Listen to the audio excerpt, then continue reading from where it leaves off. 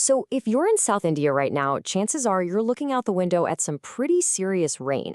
And let me tell you, this is no random downpour.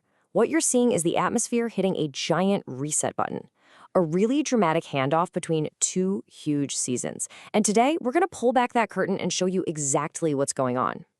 So the big question is, why is this happening pretty much everywhere all at once? Well, it is definitely not a coincidence. The answer, you see, lies in this massive power struggle happening in the atmosphere. It's a huge transition between two competing monsoon seasons, and we're about to see exactly how that battle is playing out right above our heads.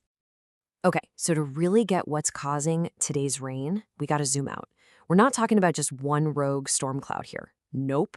This is about the end of one entire weather empire and the beginning of a new one. It's that time of year, the annual changing of the monsoons.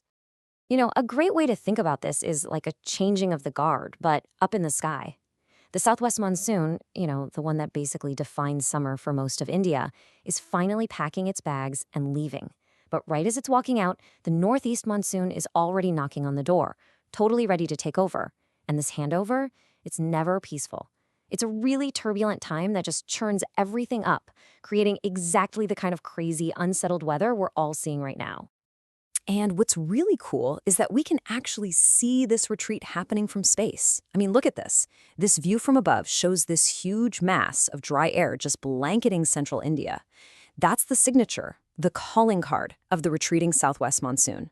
It's basically a dry wave pushing its way south, clearing the stage for the next big act. All right, so that's the big picture, right? One season is on its way out, another one's about to begin. But what are the actual engines driving the storms we're seeing today?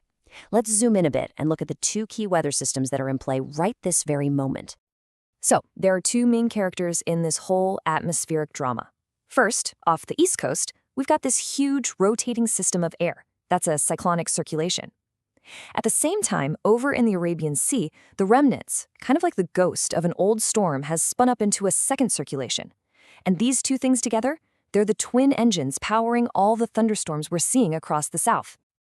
So what happens when you get two powerful systems like this meeting up? Well, they create something that weather folks call wind instability.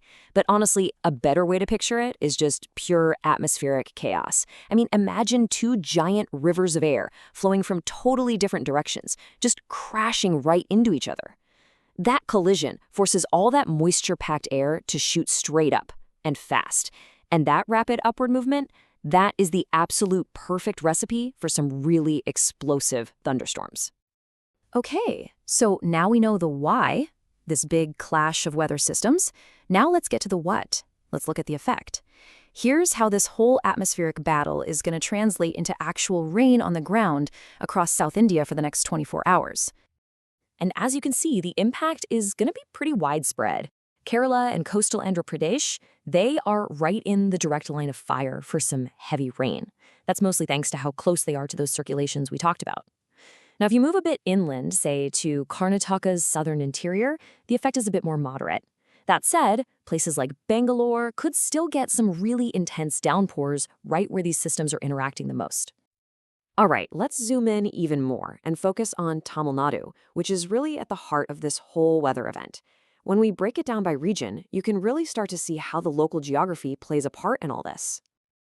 Down in the south, we're seeing a really clear split. That northern band of districts, we're talking Madurai, Theni, they can expect some of the heavier storms. But as you move further south towards the tip at Kanyakumari, the rain is going to get progressively lighter. Now let's look west. The mountains over there, the Western Ghats, are about to get a real soaking. I mean, these high elevation areas are just experts at squeezing every last drop of moisture out of the air. So yeah, you can definitely expect moderate to heavy rain all the way from the Nilgiris down through Coimbatore. The coastal delta districts, they are also right in the path of this system.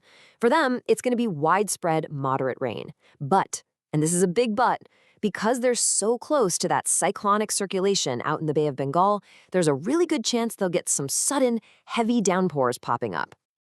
And this isn't just a coastal thing. The influence of these systems reaches all the way into the northern and central parts of the state, too. So places like Salem and Vellore are also very likely to see some moderate to heavy rain.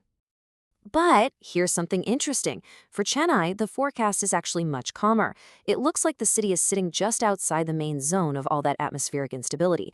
So while much of the state is getting drenched, folks in Chennai can probably expect only some light, isolated showers. Okay, wow, that was a whirlwind tour of the forecast, wasn't it? Let's take a quick step back and just lock in the three biggest takeaways from everything we've talked about. And here is the key timeline you need to keep in mind. This whole transition, we're talking the official end of the southwest monsoon for the entire country, is expected to be all wrapped up in just the next 2 to 3 days. So what that means is this big atmospheric battle will be over soon, and that sets the stage for a brand new weather season. So let's sum it all up. 3 key things to remember. First, this isn't just random rain. It's a major monsoon handoff happening right before our eyes. Second, it's those 2 clashing cyclonic systems that are the real engines driving these storms. And third, because of all that, this widespread rain isn't going anywhere for at least the next couple of days. So get ready for that. And all of this leaves us with one big cliffhanger, doesn't it? As the southwest monsoon takes its final bow, the stage is now perfectly set for its successor. All the conditions are lining up just right, so the question is no longer if the northeast monsoon will arrive, but when. When exactly will it make its grand entrance? You can bet we'll be watching the skies. Thanks so much for joining me.